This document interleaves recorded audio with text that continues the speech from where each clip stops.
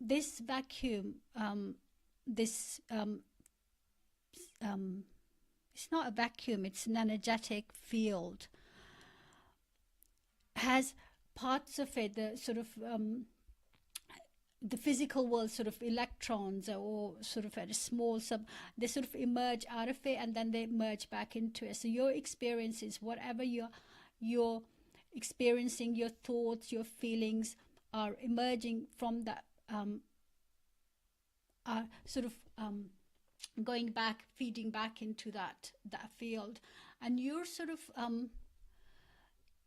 you interact with this field through your own kind of frequency, through your own what you receive, what you connect with in that field depends on your energetic frequencies. You know, like days when we are feeling sad, we connect with a lot of more, like, you know, sad experiences, and we're drawn to things, other things that are sort of, you know, make us feel like that. Sad music, sad movies. Same with when you're feeling happy and euphoric, your experiences become happy and euphoric. You meet people who are in that kind of a state.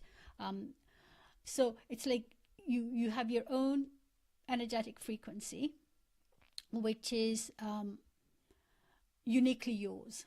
Okay, so that is your energy field, and you connect to the big field through your energetic frequency. But then at even in your own frequency, there are different levels of maybe amplitudes, or I don't know, I don't understand the terminology. So you can, you know, you can be the be at the low end of the scale, feeling sad or depressed or angry or hurt or, you know, guilty, shameful, or, you know, at the top end of the scale, there's you know, joy and euphoria and contentment and bliss and so all of these things. So even within your own unique frequency, there are all these different levels that you can be at. So it's like you're depending on where you are on that energetic scale, you interact with the field, you draw experiences from it, and then the field gets feedback from what your experience is, and a sort of response gives, it's like a dialogue taking place.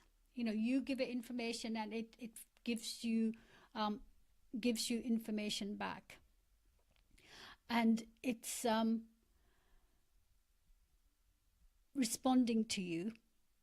And also, and what also the other thing to bear in mind is that it's responding to you and it's also responding to everybody else. So it has access to all the information, you know, from anybody and everybody. And so it responds to, it can't give you, so the reality is created by what you want, and also by what else is present in and around you.